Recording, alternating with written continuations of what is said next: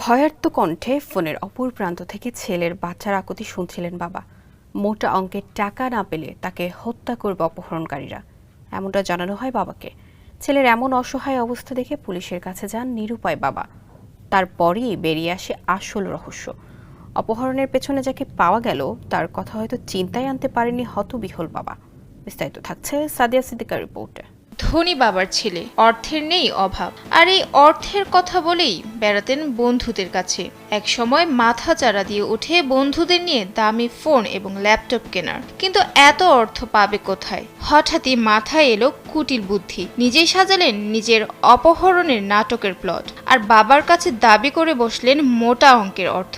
কিন্তু এত সাজানো প্লটে পানি পড়ে সব ধ্বংস হয়ে গেল। পুলিশের হাতে ধরা পড়লেন সেই ছেলে এবং তার বন্ধুরা।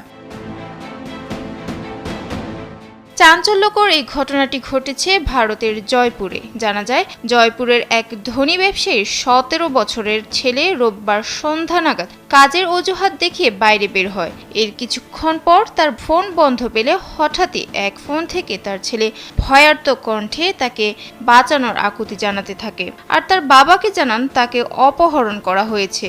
এমত অবস্থায় সে 40 লাখ টাকা মুক্তিপণ দাবি করেন এবং জানান এই টাকা না দিলে তাকে হত্যা করা হবে।